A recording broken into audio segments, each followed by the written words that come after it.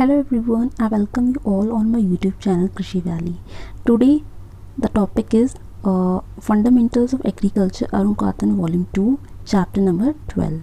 तो चैप्टर है insect pest of some important crops. तो आज हम डील करेंगे with oil seed crops. In earlier sections we have covered so many crops. If you have missed that videos, then go to the channel playlist and watch all the videos in a systematic manner. So today is oilseed and crops. Let's start this video, but before that make sure you have subscribed this channel by pressing the bell icon and share this video more and more among your friends. Let's start. First of all, this is the list of insect pests which we have to study in this session.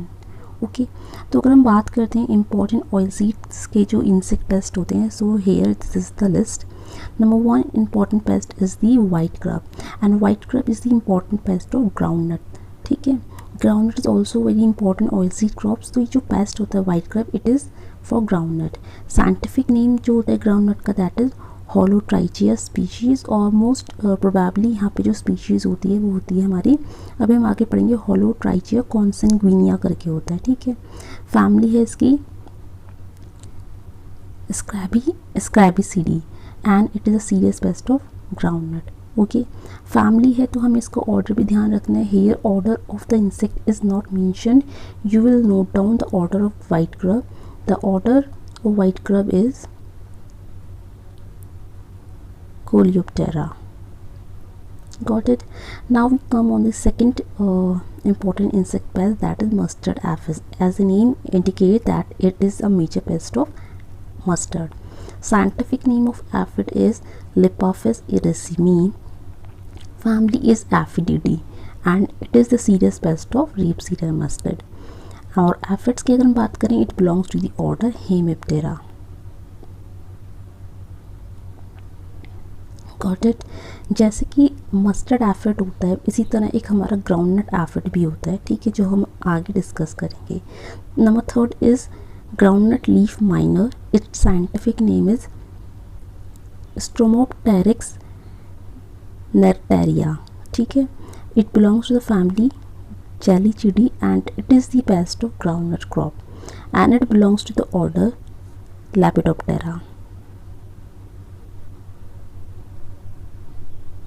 Number 4th one is painted bug. Painted bug is the major pest of cruciferous crop, or especially we can say mustard here. Okay,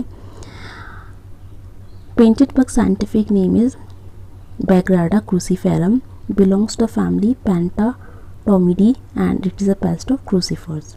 Painted bug की बात करें तो bug है तो ये हमारा belong करेगा Hemiptera order को. And now the last pest is mustard sawfly.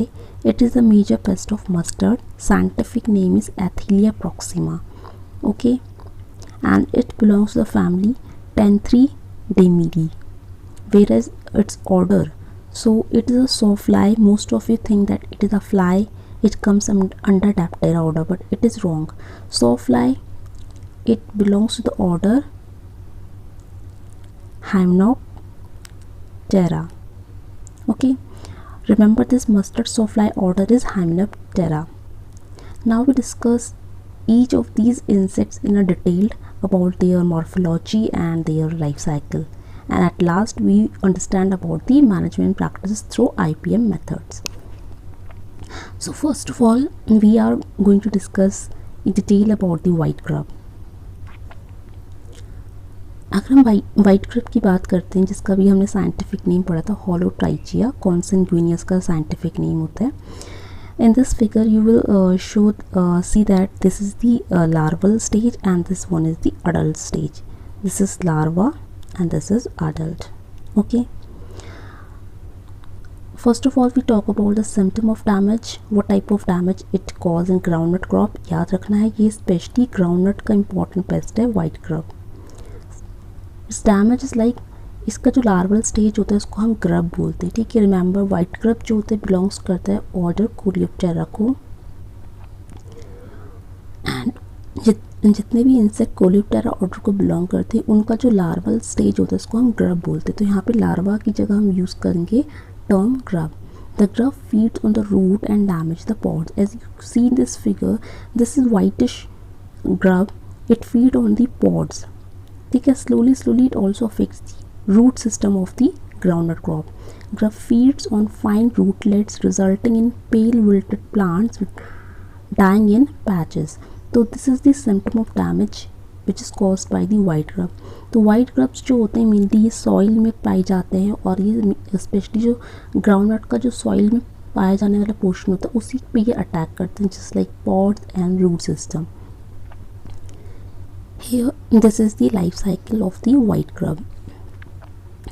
You can see this is whitish color egg is there, and egg develop into larva which is known as grub. After that larva के बाद pupa develop होगा and finally adult. So you can see there is a complete metamorphosis in this case. Okay. Eggs कैसे होते हैं, whitish in colour, almost round. ठीक है, eggs के बारे में एक इम्पॉर्टेंट इन्फॉर्मेशन यहाँ पे याद रखने की. वाइट ग्रब जो होता है, वाइट ग्रब जो इंसेक्ट होता है उसकी जो एगलिंग होती है वो सॉइल में होती है. एगलिंग कहाँ पे होती है, सॉइल में होती है. और सॉइल कैसी होनी चाहिए, it is sandy in nature. Sandy या फिर we can say sandy loam in texture. ठीक है, तो याद रखना है वाइट ग्रब की जो एगलिंग होती है वो सॉइल में होती है, और स्पेशली सैंडी और सैंडी लोम सॉइल ये प्रेफर करते हैं. ठीक है, सैंडी लोम सॉइल क्यों होती है, बिकॉज सैंडी सॉइल्स जो होती हैं they are light in texture. ठीक है, तो लाइट टेक्सचर की होती हैं. ठीक है, इसके कारण पोर स्पेस जो होता है इनके बहुत बड़े बड़े पोर्स होते हैं. दैट इज़ वाई इनकी जो एगलिंग होती है वो सैंडी या सैंडी लोम में होती है, जो कि लाइट टेक्सचर सॉइल होती है, जबकि क्ले सॉइल्स में ये बिल्कुल भी प्रेफर नहीं करेंगे. After that egg will hatch to give larva which is known as grub. ठीक है, लार्वा को अगर फिगर में आप देखो तो ये सी शेप के लार्वा होते हैं. ठीक है, सी शेप इज़ देयर, और लार्वा का जो कलर होता है it is whitish to translucent in colour. After that यहाँ पे प्यूपा डेवलप होता है. ठीक है, this is the pupa. Then it forms adult dark brown beetle. तो अडल्ट जो होता है वो उसका एकदम डार्क ब्राउन कलर का होता है. Beetle emerge out of the soil within 3 to 4 days after the onset of rain. ठीक है, तो एट प्रेजेंट जो टाइम हो रहा है, रेनी सीजन चल रहा है मानसून का, तो इस टाइम पे जो है आपको लार्वा देखने को नहीं मिलेगा. In this particular time you will find the adult near by you. ठीक है, अब इसका नाम वाइट ग्रब क्यों है, क्योंकि इसका जो लार्वल स्टेज होता है और एग जो होता है it is whitish in colour, that is why इसको वाइट ग्रब नाम दिया गया है. जबकि इसका अडल्ट एकदम अपोजिट होता है, एकदम डार्किश ब्राउन और ब्लैक कलर का. Got it. तो ये था इसका about the identification of the white grub. Next important insect pest is mustard aphid. Okay, it belongs to the order Hemiptera. ठीक है, तो ये इसका अटैक आप देख सकते हैं. फील्ड में जो मस्टर्ड लगी होती है उसमें इस तरह से जो उनका स्टेम होता है या लीव्स होते हैं उस पर छोटे छोटे एफिड्स जो होते हैं पाए जाएंगे, ग्रीनिश कलर के होते हैं. अगर आपको उसका इनलार्ज्ड व्यू देखना है तो एफिड्स इस तरह का आपको दिखाई देगा. ठीक है, this is the single image of the mustard aphid. Now we talk about the damage symptoms. So here, because it belongs to the order Hemiptera, so there are 3 stages are there: egg, nymph and adult. Got it? So here in this case both nymph and adults will cause the damage to the crop.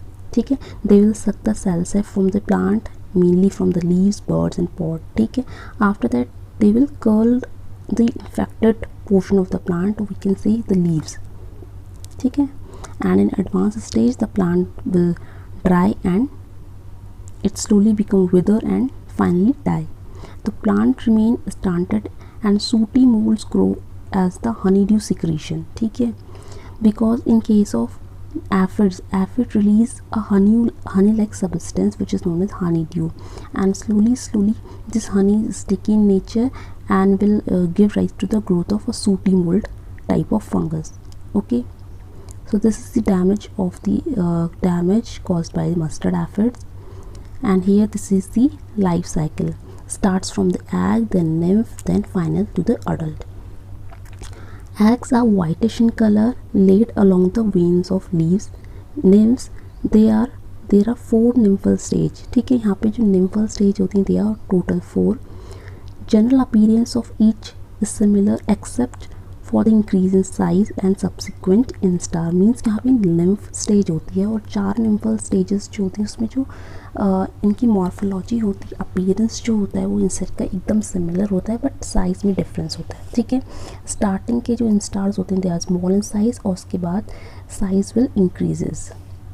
Adult की बात करें they are small soft body insects, pear shape insect that have a pair of cornicles. Cornicles क्या होते हैं? Wax secreting tubes होती हैं। जो Honey due secrete हो रहा था वो यहाँ से होता है। ठीक है, after that wingless female aphids are yellowish. अब एफिड्स की अगर हम लाइफ साइकिल देखते हैं यहाँ पे जो अडल्ट होती है, अडल्ट फीमेल, वो 2 तरह की होती है, विंगलेस और विंग। ठीक है, जिनके पंख होते हैं और किसी के पंख नहीं होते। तो जो विंगलेस फीमेल्स होते हैं, विंगलेस फीमेल एफिड्स की जो अपीयरेंस होती है they are yellowish green, grey green और olive green with a white waxy bloom covering to the body. इस तरह की इनकी अपीयरेंस होती है। जबकि विंग्ड वाली की बात करें, जिनके विंग्स होते हैं, winged female adults aphids have dusky green abdomen with dark lateral strips separating the body segments and dusky wing veins. Male aphids की बात करते हैं तो male aphids look olive green to brown in color. The aphid attacks generally during 2nd to 3rd week of December and continues till March. तो इनका जो damage होता है वो स्पेशली याद रखना है in the month of winter season, दिसंबर टू मार्च के टाइम पे जो विंटर वाला टाइम होता है नॉर्थ इंडिया में, उस टाइम में इनका जो अटैक होता है वो पीक पे होता है। इसके अलावा जो मस्टर्ड होता है वो आपको पता ही होगा, मस्टर्ड एक रबी सीज़न क्रॉप है यानी विंटर सीज़न क्रॉप है, तो ऑफ कोर्स इसका डैमेज विंटर के टाइम पे बहुत ज़्यादा पीक में रहता है। लाइफ साइकिल की बात कर ले तो यहाँ पे 2 तरह की आपको लाइफ साइकिल देखने को मिलती है। एक होती है through sexual reproduction and other one is by asexual reproduction. Got it? Sexual reproduction में क्या होता है कि both male aphid and female aphids will mate and to produce their progeny or further generation. So this is the sexual reproduction. और sexual reproduction start होता है from before winter. ठीक है, तो ऑटम का जो सीज़न होता है, ठीक है, सितंबर वाला टाइम जो होता है, अगस्त सितंबर का जो टाइम पीरियड होता है before winter, that is for sexual reproduction. Okay, अगर बात करते हैं हम एफिड्स की प्रॉपर लाइफ साइकिल का टाइप क्या है, तो इसकी जो लाइफ साइकिल होती है that is known as holocyclic. It is referred as holocyclic life cycle. याद रखना, एफिड्स का जो लाइफ साइकिल होता है वो होलोसाइक्लिक होता है। होलोसाइक्लिक हम इसलिए बोलते हैं क्योंकि यहाँ पे जो एगलिंग होती है वो ऑटम या फिर बिफोर विंटर सीजन स्टार्ट हो जाती है। उसके बाद रिप्रोडक्शन के टाइम पे यहाँ पे 2 टाइप के फीमेल्स देखने को मिलती हैं, wingless female and winged female, जिनके विंग्स होंगी और जिनके विंग्स नहीं होंगे। सेक्सुअल रिप्रोडक्शन के केस में देखा जाता है कि सेक्सुअली रिप्रोडक्शन के केस में जो फीमेल होती है उनके पास विंग्स होते हैं। तो याद रखना, जो सेक्सुअल रिप्रोडक्शन होता है उनमें फीमेल्स में विंग्स पाए जाते हैं। Got it? Wings are there. ठीक है, तो सेक्सुअल रिप्रोडक्शन में विंग्स होते हैं, विंग्स प्रेजेंट होते हैं। ठीक है, अब स्टार्टिंग करते हैं ओवर विंटरिंग एग से। यहाँ पे जो है फीमेल एग लेइंग करेगी। उसके बाद अगर ए सेक्सुअल रिप्रोडक्शन होगा तो ये स्टार्ट होता है मेनली हमारा स्प्रिंग और समर सीजन में। As you can see, spring and summer season का टाइम चलेगा, उस टाइम पे ए सेक्सुअल रिप्रोडक्शन जो है वो स्टार्ट हो जाता है। ए सेक्सुअल रिप्रोडक्शन के केस में जो फीमेल्स होती हैं दे आर जनरली विंगलेस। यहाँ पे जो फीमेल है वो विंगलेस हैं, इनके पास विंग्स नहीं होते। और याद रखना है आपको, एक टर्म होता है specifically which is known as fundatrix. Okay, FUNDATRIX। Fundatrix का मतलब होता है फीमेल एफिड्स, जितनी भी फीमेल एफिड्स होती हैं एंड विच आर विंगलेस। ठीक है, पंखों रहित जो फीमेल एफिड्स होती हैं इनके लिए यहाँ टर्म यूज़ करते हैं फुंडाट्रिक्स। तो जो एसेक्सुअल रिप्रोडक्शन होता है एफिड के केस में, उसमें जो फीमेल्स इमर्ज आउट होती हैं they are generally wingless and they are known as fundatrix. और यहाँ पे एक चीज़ और ध्यान रखनी है कि यहाँ पे एसेक्सुअल रिप्रोडक्शन जो होता है यहाँ पे कोई मेल प्रोजेनी आपको देखने को नहीं मिलेगी। यहाँ पे एक फीमेल अपनी आगे चल के फीमेल्स को ही रिप्रोड्यूस करती है। ठीक है, यहाँ पे आपको याद रखना है एसेक्सुअल रिप्रोडक्शन के केस में जो एक विंगलेस फीमेल होती है जिसको हम फुंडाट्रिक्स बोलते हैं, फुंडाट्रिक्स आपस में अपना डिवाइड करके मल्टीप्लाई करके अपनी डॉटर कॉलोनीज बनाती है। ठीक है। और उन डॉटर क्लोनीज को हम बोलते हैं क्लोन्स। क्लोन्स का मतलब कि they are identical to the female, जैसे उनकी फीमेल होगी वही सेम मॉर्फोलॉजी के ही उनके आगे क्लोन्स डेवलप होते हैं। और स्लोली ये जो एसेक्सुअल प्रोडक्शन के थ्रू जो क्लोन्स डेवलप होते हैं, ये क्लोन्स ही आगे चल के इनमें से मेल और फीमेल डेवलप होंगे और वो एंटर कर जाएंगे सेक्सुअल रिप्रोडक्शन में। तो इस तरह से इनकी लाइफ साइकिल जो होती है वो चलती रहती है, ठीक है। तो ये कुछ इम्पोर्टेंट था एफिड की लाइफ साइकिल के बारे में, ठीक है। और एक और टर्म्स यहाँ पे याद रखना है, जो एसेक्सुअल रिप्रोडक्शन यहाँ पे होता है which is mainly done by the fundatrix means female aphid with wingless condition. तो यहाँ पे आपको याद रखना है पार्थेनोजेनेसिस होती है। Parthenogenesis means without fertilization, without the involvement of male and female production is carry on, ठीक है। यहाँ पे किसी मेल का इन्वॉल्वमेंट नहीं होता, only female is capable enough to produce its colony to multiply itself, ठीक है। That is known as parthenogenesis. And the condition viviparity. Viviparity का मतलब होता है only female is able to grow the young ones, ठीक है। जब female अकेली अपने यंग वंस को पैदा करती है, दैट इज नोन एज विविपैरिटी, ठीक है। तो ये कुछ टर्म्स हैं जो आपको यहाँ पे याद रखने हैं। आगे चलते हैं, नेक्स्ट जो कैटेगरी आती है that is groundnut aphid, okay. जैसे मस्टर्ड एफिड होता है, सेम ये ग्राउंडनट एफिड होता है। इसका साइंटिफिक नेम है Aphis craccivora, belongs to the Aphididae family and Hemiptera order. Damage की बात करते हैं तो अगेन एफिड है, तो यहाँ पे निम्फ और अडल्ट्स दोनों मिलकर क्या करते हैं, डैमेज करते हैं। प्लांट का जो सेल सैप होता है उसको सक करेंगे, स्पेशली फ्रॉम द लीव्स और टेंडर शूट्स, ठीक है। It results in wilting of the tender shoots during the hot weather. Leaves molted with chlorotic or dark green spots and plant growth becomes stunted. ठीक है, because ये sales अब सक करते हैं तो स्लोली जो प्लांट होता है वो क्लोरोटिक हो जाएगा, ठीक है। उसमें से सारा जो लीव्स का क्लोरोफिल है वो चला जाएगा, it becomes chlorotic in nature and slowly become stop growth, that is become stunted.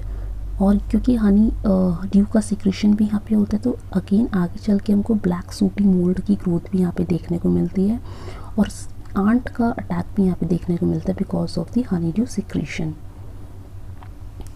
Now the next insect is painted bug which is a major pest of in case of mustard crop. Painted bug की बात करें so you can see in this figure, this is the adult and this is the damage cause by the adult. Damage की बात करते हैं तो यहाँ पे adults and nymph suck the cells from all part of the plant. Young plants wilt and wither as a result of the attack. Adult bug excrete a resinous substance which spoils the pod. ठीक है, तो यहाँ पे एक resinous substance जो होता है वो secrete करता है adult bug. Quality and quantity 31% loss of yield effect when the growth of the plant is unaffected. Harvested crop in threshing floors also may get infected. सो यहाँ पे आपको उसका इमेज ध्यान रखना है, this is the painted bug, ठीक है। इसको पेंटेड बग क्यों बोलते हैं, आपको उसकी अपीयरेंस देख के याद समझ में भी आ रहा होगा, क्योंकि इसमें ब्लैकिश कलर में ऑरेंजिश डॉट्स लगे हुए हैं, ऑरेंज और येलोइश, ठीक है। तो पेंटेड बग इसका नाम है। अब हम पेंटेड बग की जो लाइफ साइकिल है उसको देखते हैं। तो here the life cycle starts from the egg and then develop into nymph final to the adult. Eggs की बात करते हैं, पेंटेड बग एग की जो होती है इट्स ले इट्स एग इन क्लस्टर, तो क्लस्टर में एग लेइंग होती है ऑन द लीव्स और ऑन द सॉइल अंडर और द होस्ट प्लांट। तो यहाँ पे एग लेइंग जो होती है क्लस्टर में होती है, तो याद रखना जहाँ पे भी एग लेइंग क्लस्टर में होती है उसको रिमूव करने के लिए हम क्या कर सकते हैं, हैंड पिकिंग कर सकते हैं। एग्स आर बैरल शेप, तो यहाँ पे आप देख सकते हैं इसके एग्स जो हैं ये रे बैरल शेप के होते हैं। बैरल शेप कैसा होता है, इस तरह का, इस तरह के इसके एग होते हैं, ठीक है। अगर मैं अलग से बनाऊं तो इस तरह का शेप जो होता है,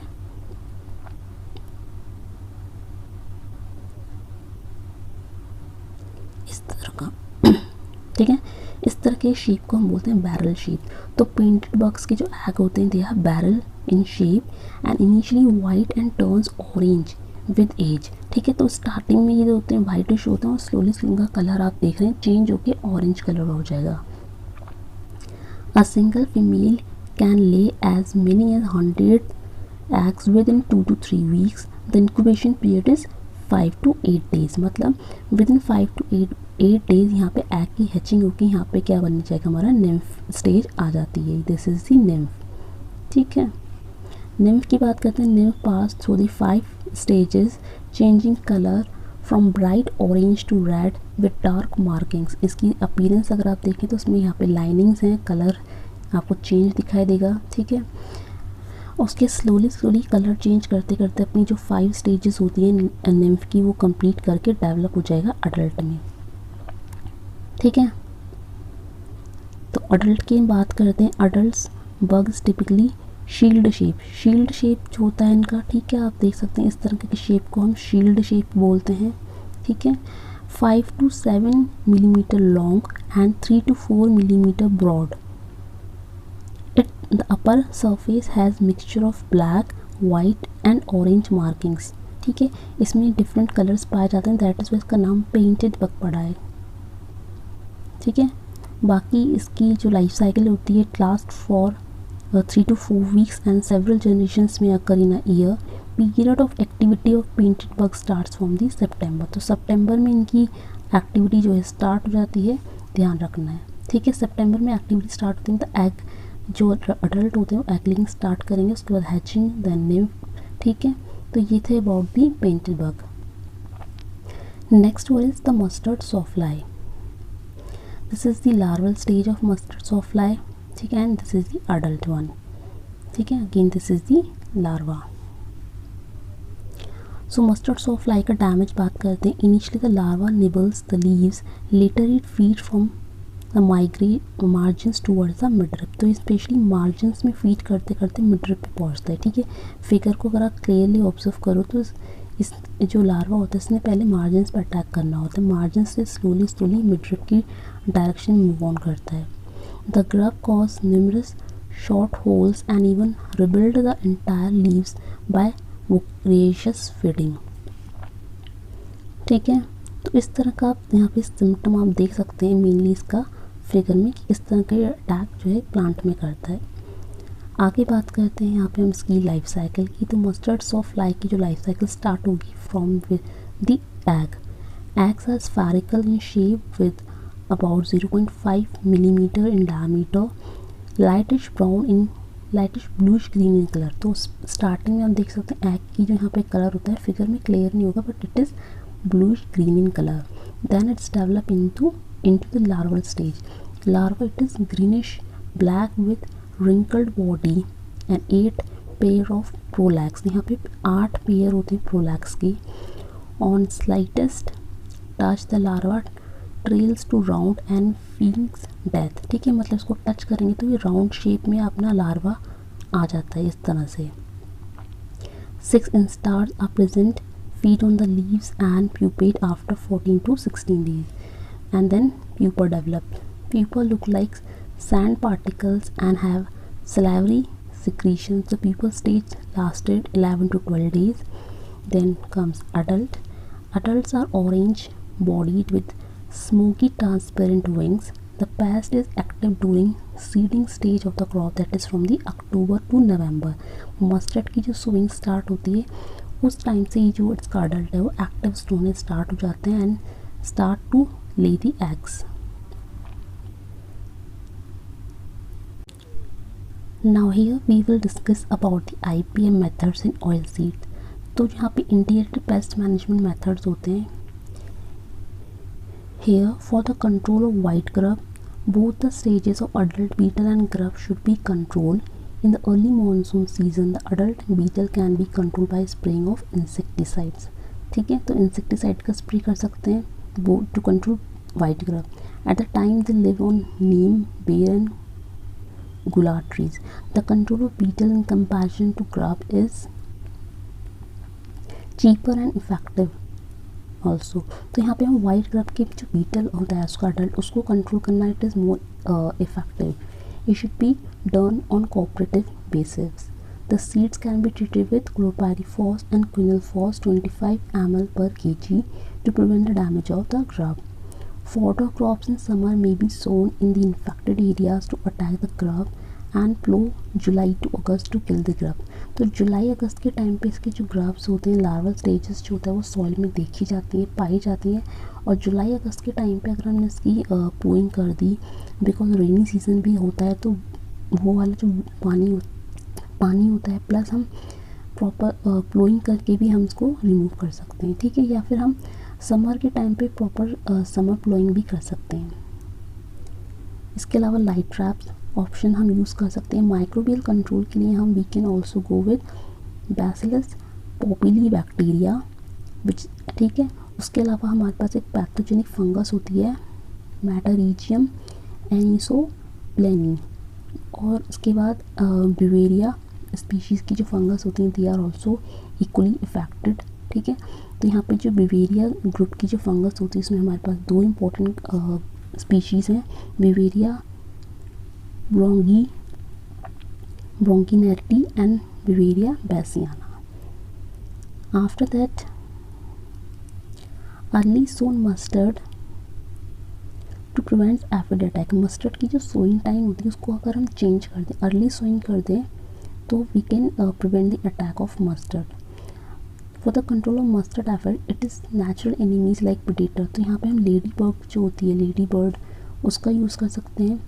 एफिडियस पैरासाइट होता है उसका यूज़ कर सकते हैं, ठीक है। 50 to 60 एफिड्स पर 10 centimetre shoot length is the ETL, ठीक है। इकोनॉमिक थ्रेशोल्ड लेवल जो होता है जहाँ से हमको इंसेक्टिसाइड का अप्लाई करना या फिर कुछ एक्शंस लेना स्टार्ट करते हैं, तो वो ETL जो होता है उसका कितना होता है।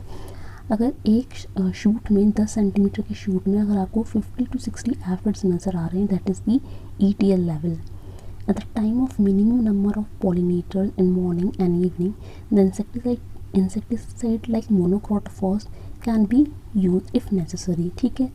सो अगर हम कंट्रोल मेजर्स अप्लाई कर रहे हैं, अगर फिर भी अगर कुछ कंट्रोल नहीं होगा, at last we will go with the chemical options like monocrotophos we can apply. So this is all about the insect pest of oilseeds. In next part we will discuss about the insect pest of vegetables. Thank you everyone for watching this video.